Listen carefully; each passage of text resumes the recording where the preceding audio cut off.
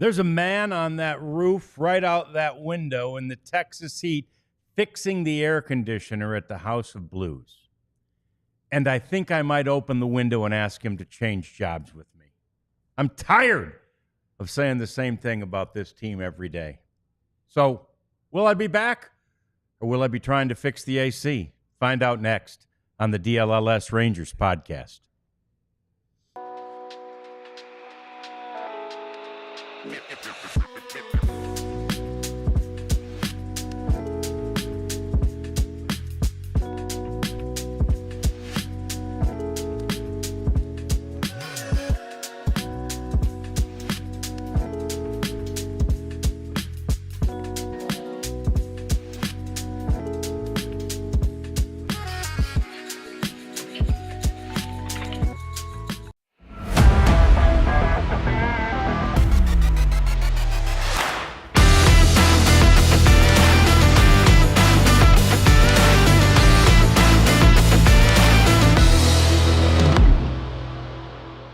Oh, hell, I tried. The guy wanted no part of this thing.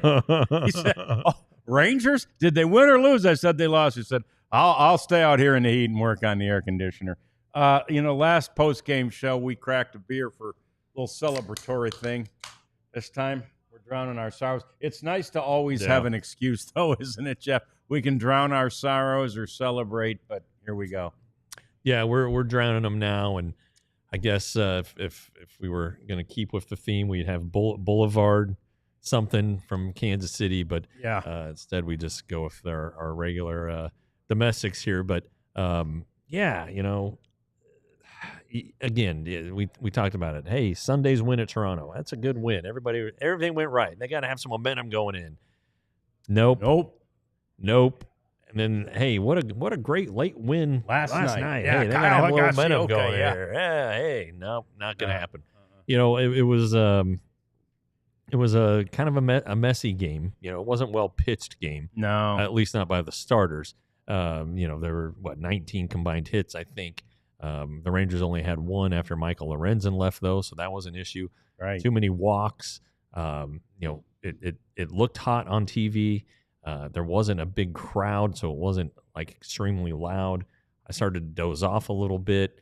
It was just a flat performance. And now, they had a chance. They really did. They split this series. It's not what they wanted, but a split would have gotten them back to kind of within 4 games. Yeah. And it didn't happen. And so now they come home, and I'm not sure. I know a lot of people are down in the chat, and I'm not. I can see where you're coming from, because this series is against another wild card team ahead of the Rangers. But how can you believe at this point that this team's going to make up any ground? No, it's again, today was a prime exam or prime opportunity. Every team above them, or the 4 of the 5 that are above them in the wild card race yesterday, lost. So the Rangers gained ground yesterday. That was great. They got a chance to do it again today, and they tied this game up. That was great, but right away gave it back. It was 4-4. Like 2 pitches later, it was 5-4. Right, and then it became a 6-4 final. So anyway, we're glad to have you. We'll be commenting on your comments throughout the course of the day. Ryan's here. You'll see his fingerprints all over this show today, and Jeff and I will be here with you, trying to put this thing into perspective, even as we realize much of what we may be doing for the next 6 weeks, 5-6 weeks or so, is also going to be looking ahead, frankly, to next year and what the Rangers need to do. It's not mathematically impossible, but it's so unlikely when you see games like today. To come back and tie this game up should have sparked something, Jeff, Right. And it seems like the sparks just kind of fizzle, right? There was a spark there, and then where'd it go? Well, and especially the way the game became tied. It looked like Rowdy Tellez had bounced into a double play to end the inning, and the next thing you know, the great Bobby Witt misses a throw from the second baseman, India. And not only did the Rangers score, but they're not out of the inning. Josh Smith comes up, ties the game. get the starter Lorenzen out of there. Thinking, in the dugout, you got to be thinking, oh man, we're about to be out of the inning. Oh my God, we're back in it. Yeah, Oh my we God, gotta it's give. tied. Okay. Hey, let's go. But that's and maybe it was like that. I doubt it though, because immediately Jacob Webb, who just came off the injured list, gave up a home run to Pasquantino, who hit a home run in every game this series, which is nuts. And then in the seventh, I believe it was, when the Rangers gave up a run with 3 walks, including a bases-loaded walk, and there were some missed calls in there by the plate umpire, who had a bad game all around. But that's something else that we say every game. Well, just like the air conditioner guy knows that. And so it you can't blame the umpire for that. The offense just went flat after Lorenzen left, and so what are you going to do? It's the same problem, and maybe a few new problems in there. We got to talk about Patrick Corbin, and if there's something that needs to be done there. But it just, again, it was just a flat day, especially after they tied it, and just kind of a bad flat road trip in which a few of the games they just didn't seem to show much life. No, it's like the Rangers win one game per city, whether they need to or not, right? So they win one in Toronto, you feel pretty good. They win one last night in Kansas City, you feel pretty good. Of course, Toronto, they won getaway day, so there was no chance to sort of piggyback off of it. This time, they just win the third game of a 4-game series. We said it at the beginning. Those series are so hard to win, and yet Kansas City figured out a way to win the series, Jeff. Yeah, and that's when you're contending. Those are huge games. The games you got to win. Both teams felt like they had to win them, and one team found a way to do it. It's I don't know, John. I mean, it's the same stuff. I can't say the other S word anymore. Oh, that's right. We're not allowed. Yeah, the same stuff, different day. And here we are again, drinking after a loss and talking about how this team is disappointing. I saw confusing in the chat. It's just here we are again, and it's like, what can we do? Well, at this point, not a lot.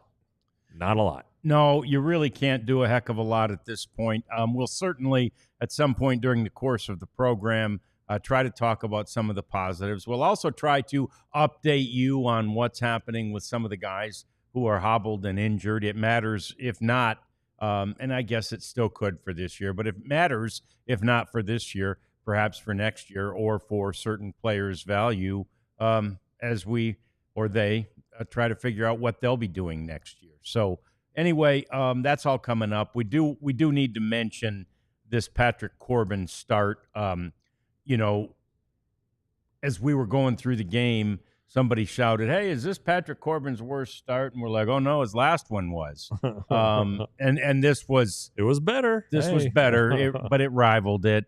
3 2/3, 7 hits, 4 runs. They were all earned. He had the 2 strikeouts and the 2 walks, and again, 77 pitches in 3 innings. I mean, he had 20 pitches, I think north of 20 in the first and north of 20 in the second.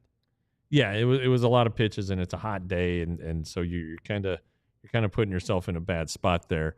And I don't know if it's fatigue, if the league has seen something, and again, he's worked a lot. I know he didn't start the season with the team, but he sure did come up and hasn't missed a start since. No, and so you do start to wonder, does he need to miss a start? At this point in the year, when you need more of a sure thing or something that you feel confident in, is it time for Patrick Corbin to maybe miss a start like DeGrom did? Although nobody's disappointed in DeGrom, but my point being, does he need a little break? Can you spot start him? Spot start somebody else? I think you can. I think you could go with Jake Latz in the next time this rotation comes through the order, because Latz has been good. I mean, every time he's it seems like he started or been asked to fill in a bulk relief role, he's just been really good. And I think that as the Rangers do start to think about next season, they have to look at Jake Latz as a potential rotation piece. Yeah, absolutely. I mean, if your budget's going to be tight, if you're not going to be allowed to come anywhere close to the CBT, and you need an internal cheap option who's pretty good, Jacob Latz might be your guy. I think it's worth looking at and exploring at least. He was great last night. Right. I mean, he was pushed into service, and he did a great. I mean, he did a great job last night. So, and he's stepped up multiple times throughout the course of the season. And I think, if he with another year under his belt, I think he's definitely got the potential to do that for the Rangers next year. But 11 runs, as you saw, Aaron, or you saw Ryan put up on the screen, 11 runs for Corbin in the last 2 games, 11 earned runs, Jeff. Yeah. That is not indicative of what he has done in the, now he's at 24 starts.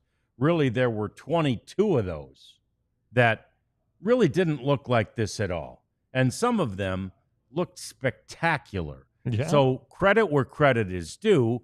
But like you say, I hate to say it, but what have you done for me lately? And that's kind of the game we play. Well, that's the point of the season where the Rangers are. If they, they're not gonna give up just yet. And if they are, serious about, hey, we can't afford another one of those, then they have to look elsewhere. And I think Latz is the one who's on the team. He's right. He's on the 40 man. And I know that I think Benny asked a question about Kumar Rocker, who did not start last week, and I'm searching for the answer for you now. And if he's injured, I don't think so, because I think we would have heard about it. But in any event, I guess he would be the other option, and possibly I don't know what his throw day is. His last start was August the 7th, so. With these guys pitching once a week, it would seem that he would be the in line to start today if he's ready and able. So I just don't. I'm just not quite sure. If Corbin needs to start again. But take nothing away from what he's contributed this year. It's just right now you need wins. You do. You're still fighting for it. They're not going to give up, and. That's a credit to them, and it's a credit to Bruce Bochy. We wish that they had more of a enthusiasm and a life about them as things are happening during games, and they just don't seem to have that as a group for whatever reason. Every single team, and we say it at the beginning of every year, every team, even if it's just a couple of players that are different from the previous year's team, every team, every collection of 26 guys is different. And this one is like one I haven't seen in a long time, Jeff, that, it's had enough success. It's, almost a 500 team. It's had enough success to have a feeling, right, about itself, a swag, a joy, and yet it seems to be lacking that. It does. And maybe they're beaten down. At the beginning of the year, you're trying to settle in and find yourself, and you don't get too high, you don't get too low, and then maybe they just got stuck in a rut. Maybe I liked what Ezekiel Duran has done lately. Yes, it seems like he's had an opportunity, and he's taken advantage of it. He's kind of an energetic dude, And I know Cody Freeman hasn't had a ton of hits. But he's gives you good at bats, and he's fresh faced and happy to be there and playing with energy. Corey Seager seems to be on another tear of his that he gets on, but it's not enough. And of course he's Mr. Stoic, but he can carry you. He can give you a lift. He can, if you're on base, you're like, hey, Corey's giving us a chance. It's time for us to it's time for us to do something and carry our fair share, do our fair share. But yeah, and if the team is, follows the identity of its best players, then Marcus Semien and Corey Seager, who are as stoic as it comes, that's what you're going to get. True. Yeah. I'd like the other night when Josh Smith was arguing with the umpire. I think it was Monday.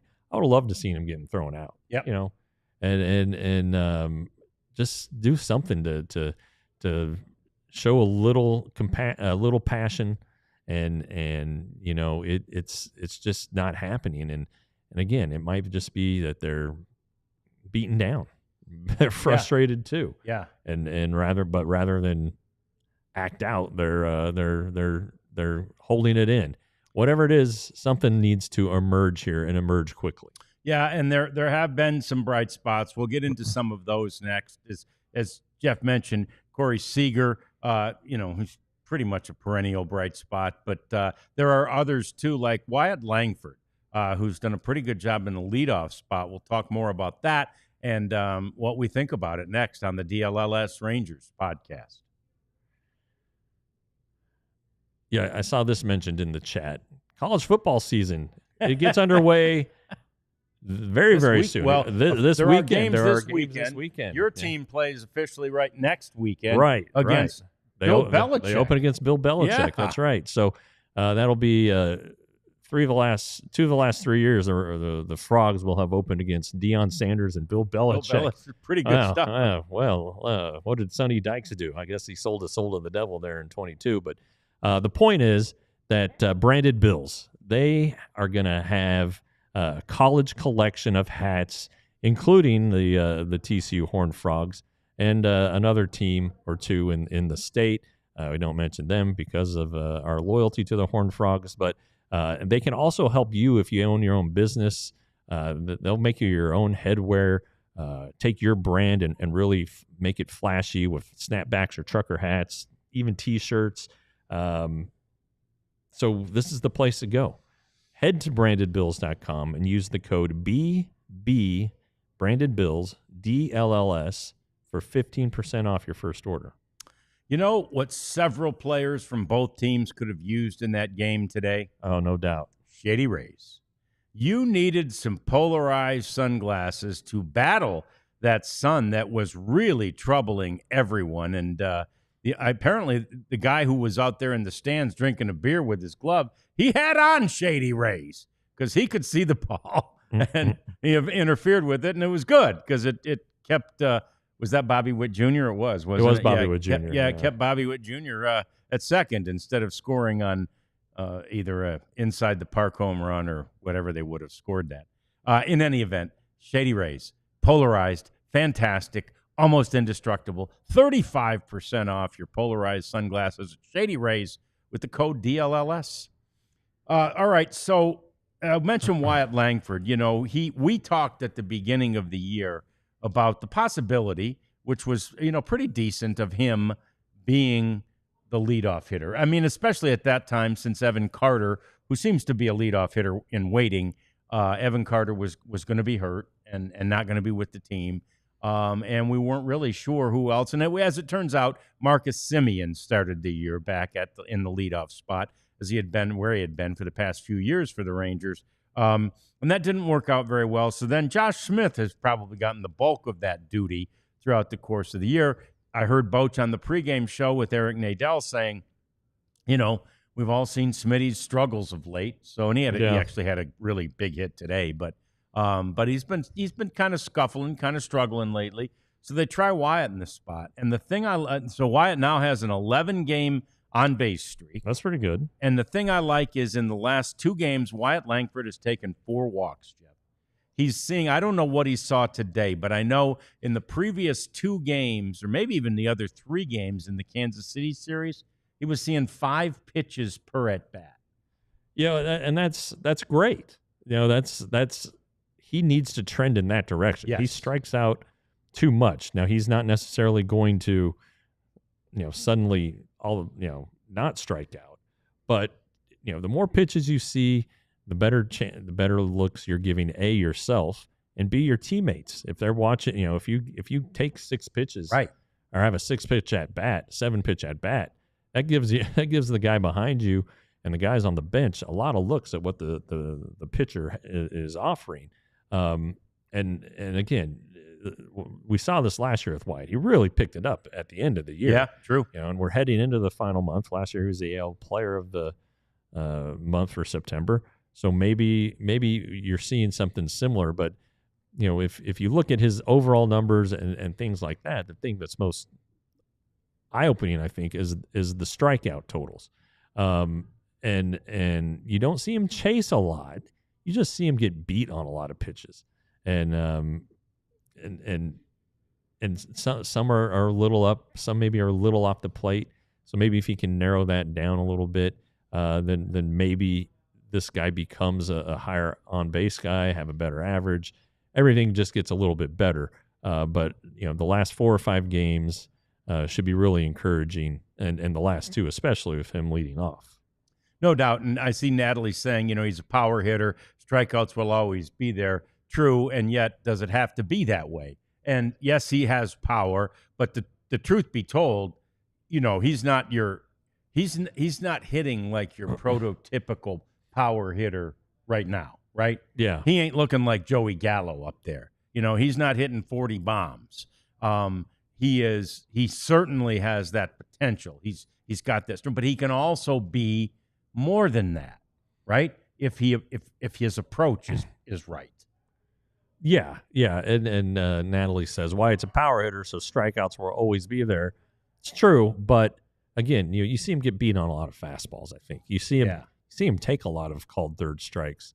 And he's still a young hitter, and no, his season hasn't gone as good as people were hoping based on the way he finished last season. But I think when you get to the end of the year, it's going to be probably league average OPS, probably 20 homers, more than 20 steals, a guy who played really, really good defense. So, there are a lot of positives to build on with his season, and you hope that in year 3 it starts to take off. And maybe this is the start of it. It's been an old a manager's old trick.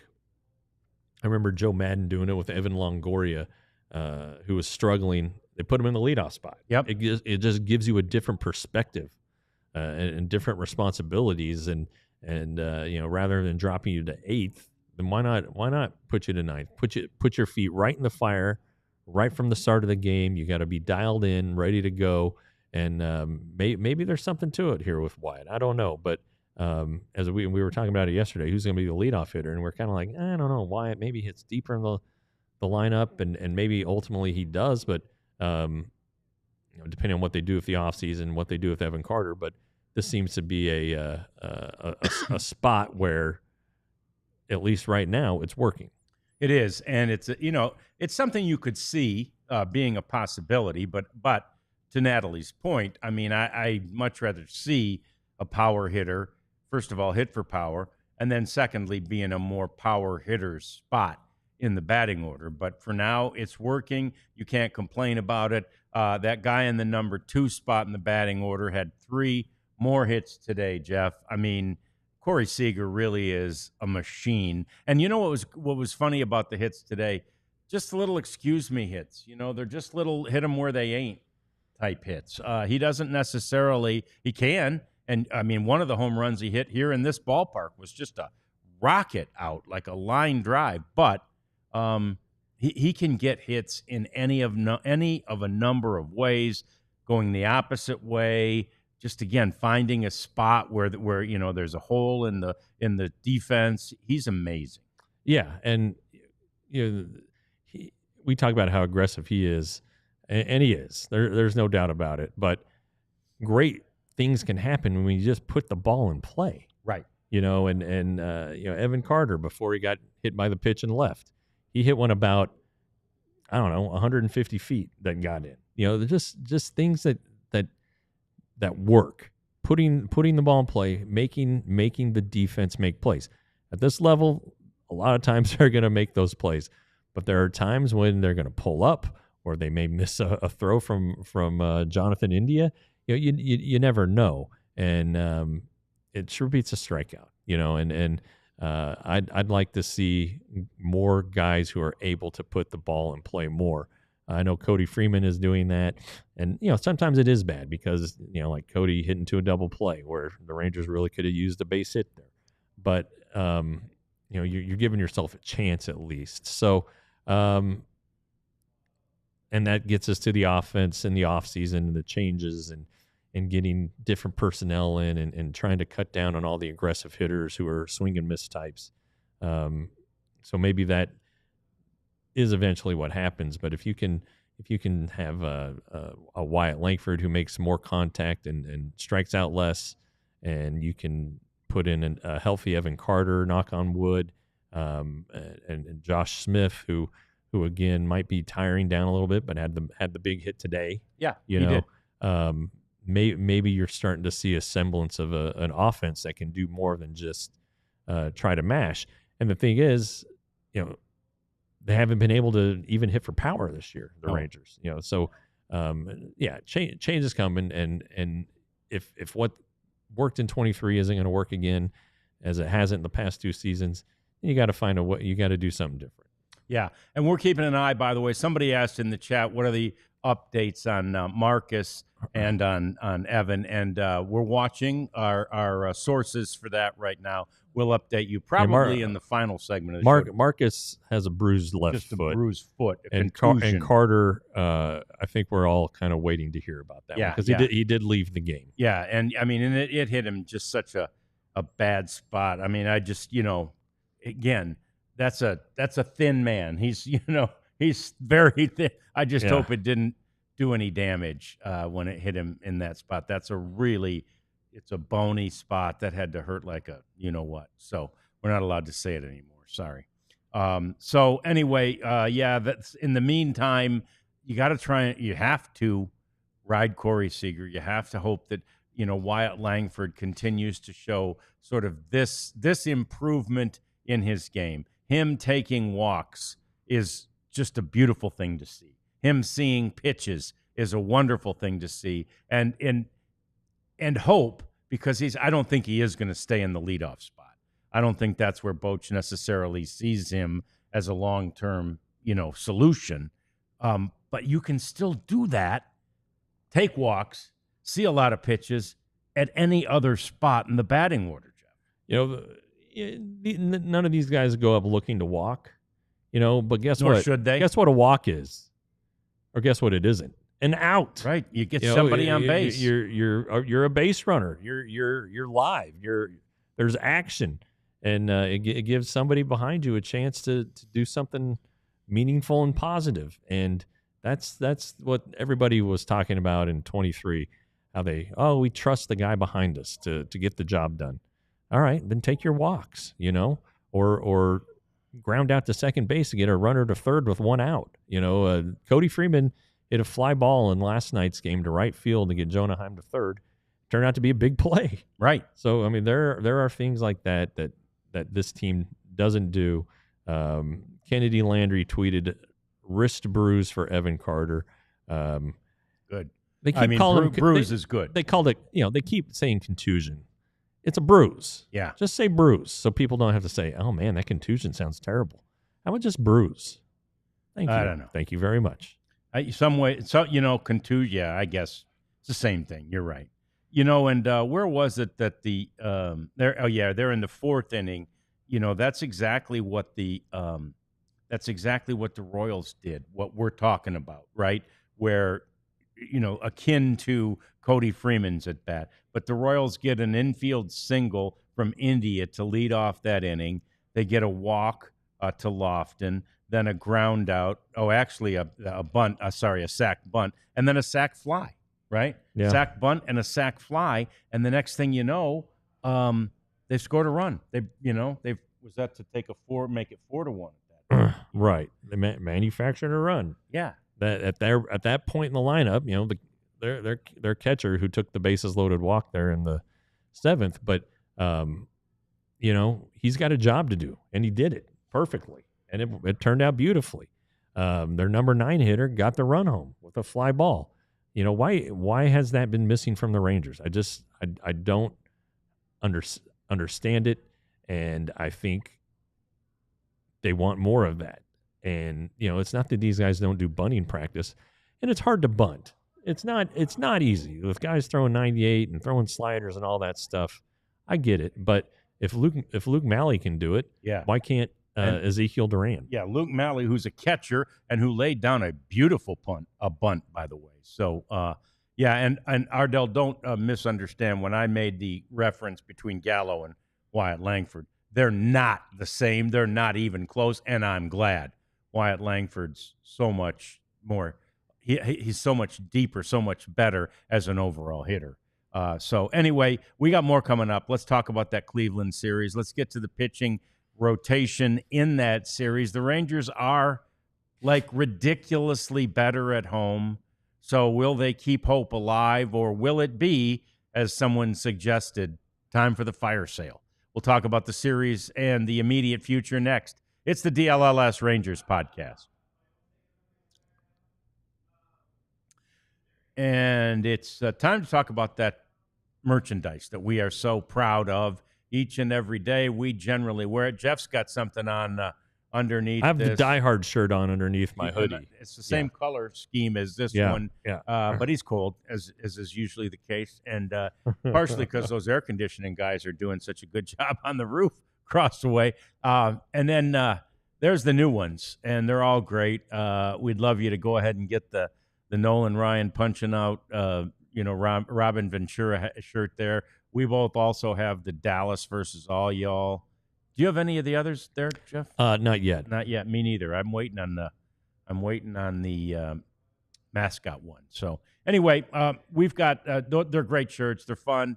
They get people's attention, and especially like that Nolan Ryan one, it really gets people's attention. They'll ask you, "Where'd you get that?" Well, you can tell them where you got it. Store.allcitynetwork.com. That's where you can get all the merchandise available by our somewhat new little network. We're going to be 1 year old on Tuesday. Man, time flies. How about that? Yeah, I know. I'll get a cake. We get to eat it with our hands and get all over our faces. All over our face. It's going to be a lot of fun. But I'm not going to use my shirt to clean it off. No, not this shirt. No, sirree. I'd imagine that if you go to truefantravel.com and sign up for that Cowboys crew trip to Las Vegas, maybe you'll go to a place where they pop out of cakes. Whatever happens in Vegas stays in Vegas, is what right I understand. There. Anyway, November 15th through the 18th, truefantravel.com. Staying at Mandalay Bay. Your airfare is included. Game tickets are included. You get to hang with Clarence and the rest of the crew and just have a great time. And again, gamble, that money is not included. True Fan's not that generous, but they're very generous with the offer that they're making us. And you guys want to go, truefantravel.com. So Cleveland has been leaking oil of late too. And so, there's an opportunity, I suppose, for the Rangers. Right now in the wild card, the Rangers are 2 games behind Cleveland, who are a half game behind Kansas City. There you see the wild card standings. And so, again, you can feel good. You can make progress. You can move up. They've got 6 games left against the Cleveland Guardians, Jeff. And the Astros. That will be the last team they play this. Like, they've played every other team except the Guardians, and now they have 6 more with them here in the final 5 weeks. And they have 6 against the Astros. Yeah. So who they have played. Right. Chance, again, we've talked about it. And it is a tough schedule. That's been talked about. It was talked about during the telecast yesterday, I believe. But I think that Cleveland is once again kind of smoke and mirrors, and kind of not as good as they were last year. Obviously, when they kind of ran away with the Central, but especially not without their closer. Yeah, they don't have their closer, and Cade Smith, the good left-handed setup guy last year, he blew a save the other night. So, and again, it's not a team that has a ton of offense. I know Jose Ramirez is fantastic and just a terrific player, but they still can pitch. They still, with what they have, their budget, they're able to get it done. They do a good job with player development and finding guys. So now, all of that said, you kind of look at the pitching matchups, and you're like, hey, the Rangers got a chance, and they're home. But you're going to start the series tomorrow with Nathan Eovaldi. That's always a good one. Yep. Jack Leiter, who needs to show improvement. Yeah, up Merrill and down. Kelly, who hopefully is hydrated and his hamstring is better. And you look at these younger Indians, God dang it, younger Guardian pitchers, Slade Ciccone and old Logan Allen and Gavin Williams there. They can strike guys out, Allen and Williams. And again, the Rangers have an incredible knack of making the Gavin Williams of the world look like Sandy Koufax. But there's a chance. Just the starting pitching matchup has usually favored the Rangers all season, and it does again this weekend. It really does. And then, it's incumbent upon the offense, which it too, better at home, way better at home than it's been on the road, especially lately. So, but if they can get the offense, again, just some breathing room for not only the starting pitcher, but for the bullpen, which will be, put into action. Again, probably not much Friday night. I could see, Nathan, and Nathan, I think he knows he needs just a few. He needs to go more than 5. I think only one more time. If he goes 7 this week, I think he's a qualifier. So the Rangers are at 139 games. Yeah, is that accurate? And he has to have an inning for every game played. And how many does he have now? Well, I wasn't prepared for that question, John, but I can find it real I bet fast. you can figure that out. He's at 123 innings, so he's going to need a couple more starts to catch up. No, the Rangers are at 129 games. Oh yeah, so if he goes, he can do it. He could become the ERA leader in the American League and the majors as soon as tomorrow. And wouldn't that be funny to see a bunch of the voters and stuff go, "Whoa, where'd Eovaldi come from?" But see, won't he disappear then? Yeah, he might. Like the next day? Yeah, he could. He could be like, "Oh, I guess I read that wrong." No, I thought I said Eovaldi was the leader. No, I hope they're paying better attention than that. But yeah, Nathan Eovaldi is just and then right after Kelly, right? Presumably, we're going to have DeGrom back. Certainly, it would be his day to start. Yeah, you would think there's that opportunity, and he should be okay. No, nothing has come out since that he's had a setback or anything. And then it would be the next day, the Tuesday game. That's where Patrick Corbin would pop in. So maybe that's Jake Latz. And to answer the question from earlier about Kumar Rocker, he isn't injured, but he has been, as Ross Fenstermaker said by a text, he has been removed from the rotation to work on some mechanical things. And so this is probably something that needed to happen. We've said it 100 times before, much earlier, like at the start of the season. Yes. And if we want to go all the way back to spring training, which I always like to do because I like it in spring training, Kumar was behind. He came to camp behind mechanically and just with his stuff, and he was playing catch up the whole time. Then, what happened to John Gray and Cody Bradford happened, and all of a sudden they needed 2 starters. And so enter Jack Leiter and Kumar Rocker. Even though he didn't have a great spring, his last starts were okay. They showed some promise. They still weren't great. They were good enough for the Rangers to choose him over Adrian Hauser. And what happened. He was great at home but bad on the road, and then he had the brain fart in Tampa, and that sent him down. But then Eovaldi got hurt; he had to come right back. Yeah. But he was suddenly better. Nevertheless, he hasn't had the time to develop, and he needs that time. They all need that time. I think Wyatt Langford could have used that time last year, but instead he was the opening day DH. And you're not reversing that one now. He's got his development time, but he still needs to learn, as we were talking about. He needs to hone in on things. Well, Kumar Rocker has a lot more developing to do.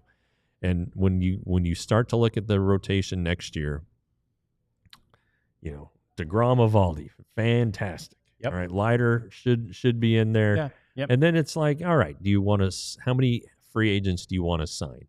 you just want to sign the one and go with Rocker? So that's your 5-man rotation, or do you want to sign 2 and say, Kamar, let's start you out in the minors, or do you say the hell with it? We're going with Rocker and Latz, and we're going to save some money and put it in the bullpen or put it in the lineup. There are a lot of ways to go, but Kamar Rocker needs to be better to ensure his spot in the rotation to start next season. Yeah, there was no doubt that the Rangers planned to have Kumar Rocker start the season at AAA, and then injuries necessitated where he was. And then there was no doubt, as Jeff just mentioned, after that Tampa brain fart, that it was like, okay, we've just got to give this. No, I don't think they were mad at him. It's like, man, the kid just hasn't had the time to be seasoned. They recognized it all along, and then when he did that, they're like, all right, we're not being fair to him or to us. No, that's right.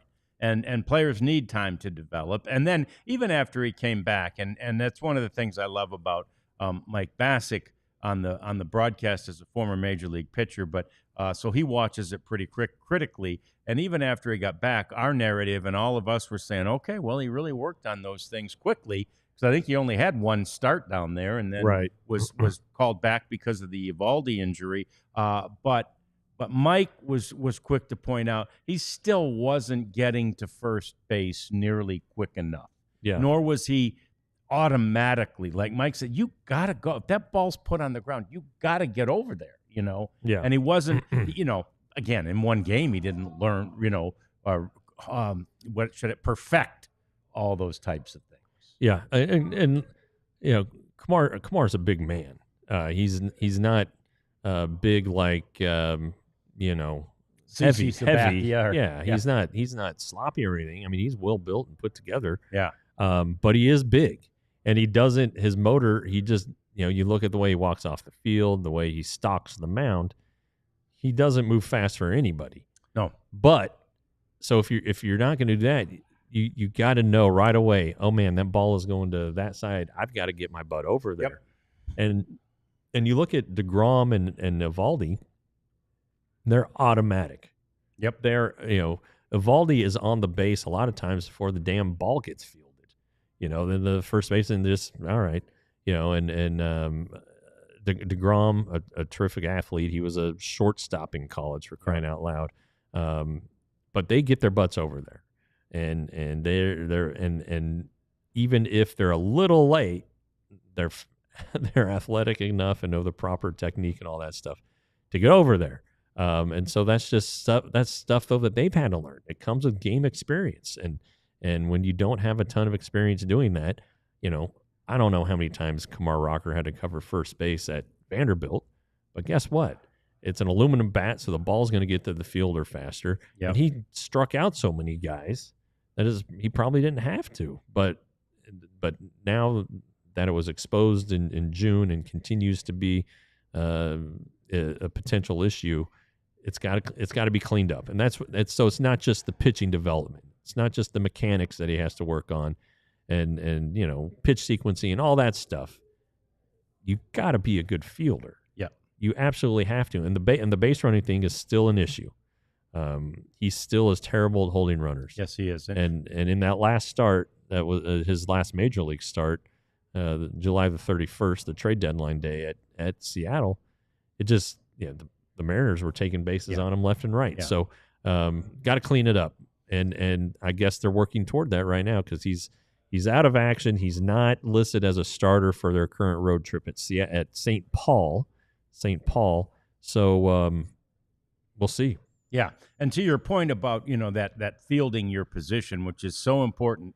As Boch always says, once he lets go of the baseball, he's a fielder. Yeah, right. You're one of the 9 out there who's a fielder, and you really need to take that part of the game very seriously. And again, it's something all young pitchers have to learn. If you think you just need to be really good at throwing it, you're wrong.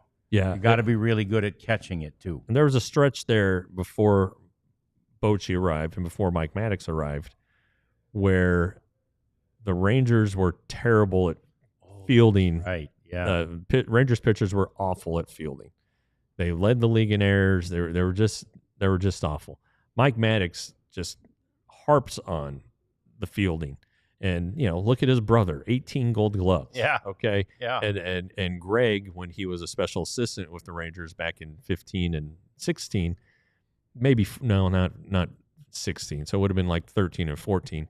He told the pitchers, if you can field 3 balls yourself a game, that's 1 inning. Yep. That gets you further and further into the game.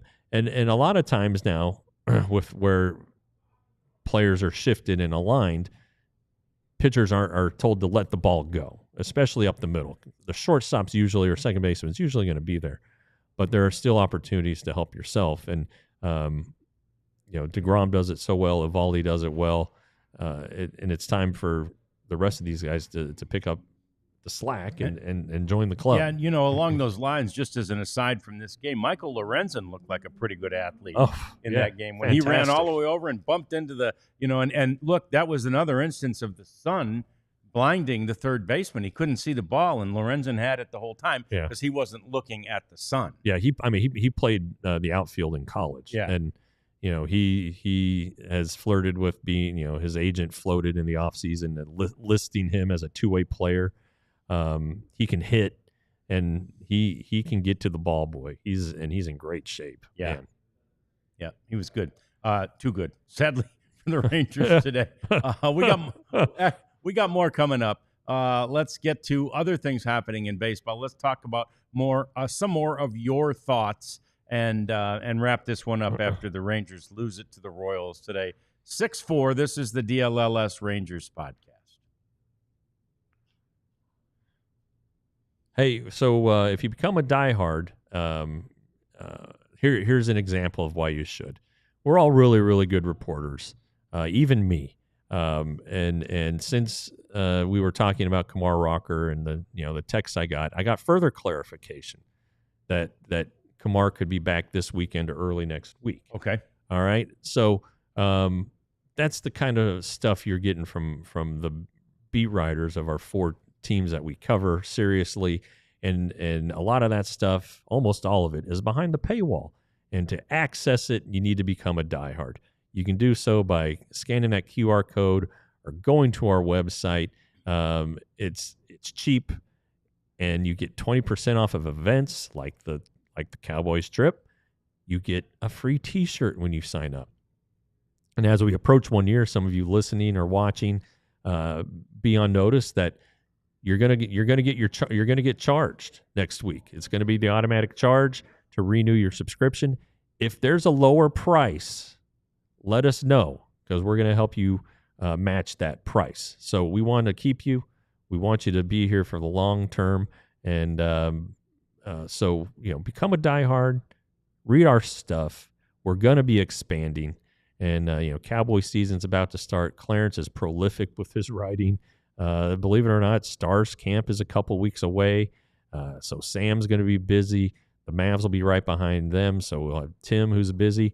And this offseason, baseball is going to be hellacious. The Rangers are going to be doing stuff left and right, and you will want to stay in the loop by becoming a diehard. Yeah, and Jeff just kind of glossed over that a little bit, but what he told you was he texted Ross Fenstermaker, the general manager of the team, during the show, who has since reached back out to him twice. So, that's the kind of, connections that he and all of our beat writers have with the people who matter and the people who make all those decisions. So, yes, really good idea to become a diehard. You get 20% off all of the events that we do, including that Cowboys trip that is coming up to Las Vegas in November.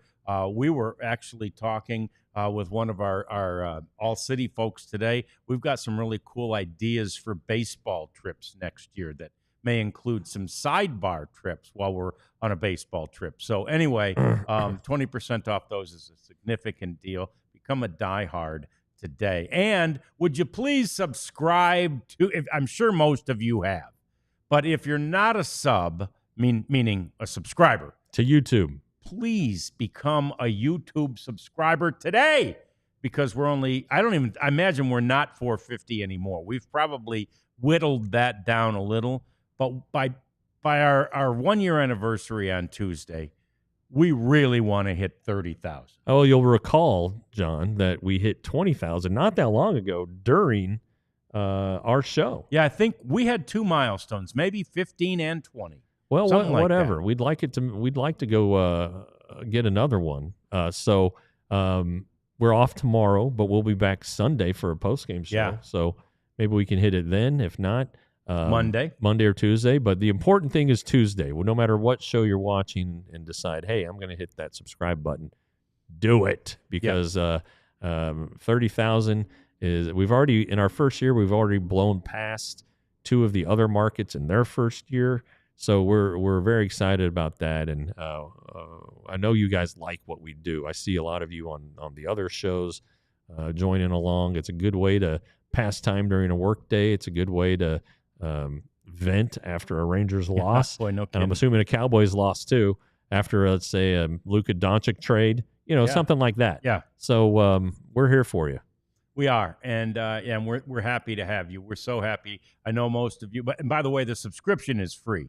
That YouTube subscription, most subscriptions you pay for, YouTube subscription is free. So if by any chance you have not hit that subscribe button, please do so, and help us reach that goal of 30,000 subscribers. Some interesting things happening around the world of baseball today. We mentioned already just the way that the Astros and the Mariners and the Red Sox and the Guardians, the teams that are, basically ahead of the Rangers, are all losing right now. Mm-hmm. Like losing significantly. 8 out of 10, 7 out of 10 for the Red Sox. 7 out of 10 for the Guardians. It makes what the Rangers are doing right now, Jeff, frankly, even a little more frustrating. Yeah, and this, I guess there are a couple ways to look at it. 2 ways. Man, the American League stinks. Or man, these guys just keep beating each other up. What a league! Right. We won't know the ultimate answer, I guess, until October. But that's it. And we've been saying it. The opportunity is there. You need to help yourself, and you need help from others. And the others are really helping right now. They are. But the Rangers can't help themselves. They can't. We can stand down on that 35-5 watch. Because the Brewers, who were sitting there at 29-5, just needed a little 6-game win streak, and that was at the start of the week. And I think they've lost every game since. Or I think they won today. But they've struggled a bit against the Cubs. Yes, really struggling, those Brewers. Woo. Yeah. Feel bad for them. That's those are the 2 top teams in that division. And you saw the Dodgers take care of the Padres last weekend, and I think there's a Philly Mets coming up, and it seems pretty top heavy over there in that other league. It does. It does. And yet, again, I think that I've said at the beginning of the year, I don't think the Dodgers are going to be in the World Series, and I still don't. And I can't decide if I think the Brewers or the Phillies are I think the Phillies are a better team. Well, they just lost Zach Wheeler, though. They did. That hurts. And I don't know if he's going to be out for the year. I don't think they've declared when he will be back, but he did have the surgery to remove the blood clot situation. And I think anytime you get cut on, you're a pitcher, and they cut on your shoulder, you're not coming back in a week. No. I would suspect that at minimum it's a 4-week thing, just to let the incision heal for a couple 3 weeks, and then throw for a couple weeks. All right, so we're up to 4 or 5 weeks. Talking maybe the second round of the postseason, just in time for the if they get a bye. But at that point, is he going to go 2 or 3 innings only? Yeah, it might be, if he's even available to pitch. So. That's an interesting one. Their fortunes turned last week. They did. I felt like they were the team until the Wheeler injury, and now I'm not so sure. It feels like, you were talking about the Guardians doing it with smoke and mirrors this year and maybe even last year. The Brewers thing feels a little smoke and mirror-ish. Well, it does every year. It's like, because again, small market team, low budget. Yeah. Not the bigged names in the world. Right. Yeah. Right. And yet, that's kind of, they've traded well. They got Christian Yelich years ago. That's a good trade. Yep. And then they got they hit with their farm system with Jackson Churio, and they made a trade with the Braves, and they sent Arcia to the Braves, but they got William Contreras, the catcher. Yeah. That's a pretty good dang deal. And so they keep bringing up these guys from the minor leagues, Collins and Terang, and just doing good things. And now I think the young kid, Miziorsky, or however the hell he says his name, he's pitched yesterday or today, one of the two. So, I mean, they're keeping their kitty gloves on him. But and then, they mix in a couple guys here and there, some veteran guys. They have a good closer, it seems like, every year. So whatever formula they have, it works. It's similar to Tampa Bay. Though Tampa Bay has at least been to the World Series here a couple times in the last 15, 16 years, whereas the Brewers haven't been since '82, I don't believe. I haven't. So, I guess you kind of root for the little guy there. You do. You do. Yeah, I wouldn't be sad. But they don't have enough star players to, for a guy to say, hop on my back, I've got you, like Corey Seager did for the Rangers. Right. They don't have a guy who when he steps up is going to say, I'm going to hit a home run. Yeah. Or I'm going to carry the load today. Yeah. No, there's not. I mean, I guess Yelich could try to be that guy offensively, but I'm not buying him in that role. Like a Shohei Ohtani could do. Back in the day, the Rangers, I know for a fact, had Juan Gonzalez, who said that. Don't worry, guys, I'll carry you. And they almost beat the Yankees. That was back in '96. Hey, the Red Sox have called up a guy who now officially has, Jeff, the best nickname in the game. Oh, what is it? Well, his first name is Jostynxon. It's a long name, yeah. Jostynxon.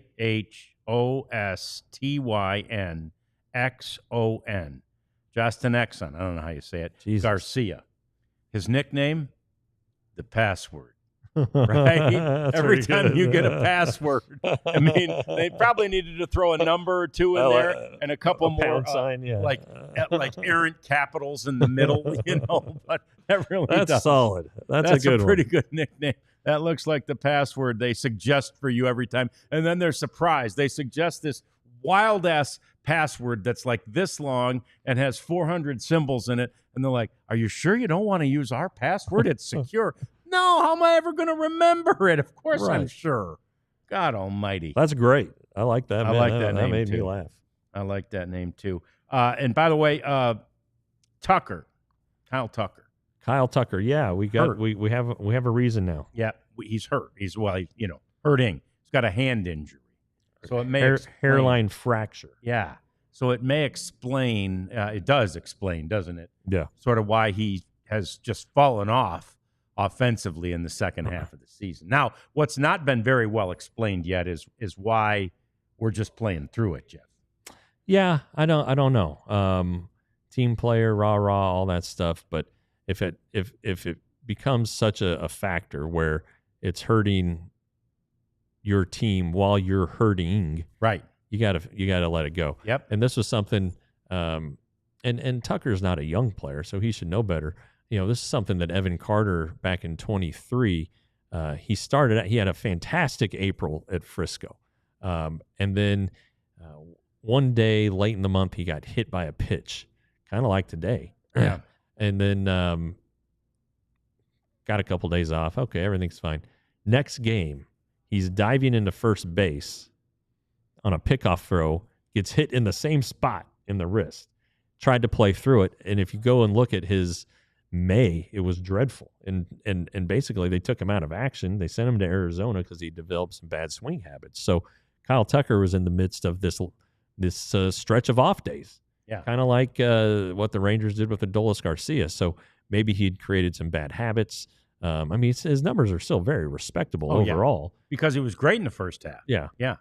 But, if the Cubs are going to go anywhere, they have to have that guy producing in the offseason. Yeah. Big weekend at Globe Life Field, as tomorrow at 2:30, you could be there for the unveiling of the new Adrian Beltre statue. He will be, honored in bronze, just as Nolan Ryan and Pudge Rodriguez have been there at Globe Life Field. So it would be a really cool thing. 2:30, it's over there on the northeast side, the northeast entrance to the ballpark, and it's open to the public. So though I think those parking lots open at like 2 or 1:30, Man, something like that. So I need to remember that. Yeah. and by the way, I have to think, Jeff, don't you?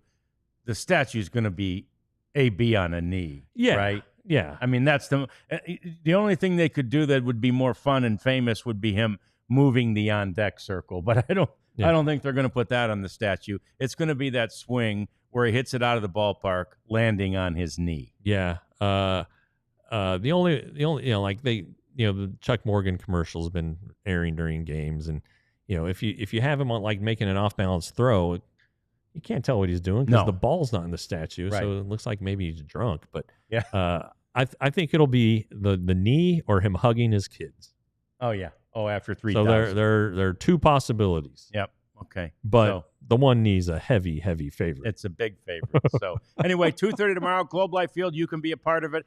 Fun weekend and Saturday at Globe Life Field. If you have a ticket or get one, the first 15 or 20,000 get a replica giveaway statue of the Adrian Beltre statue. So anyway, big weekend there, and then we're back on Sunday to talk about that finale against the Guardians. Maybe, just maybe, hope will still be alive. We tend to think not, but we'll see you Sunday and find out. Thanks for joining us today on the DLLS Rangers podcast. We all silly like the mayor.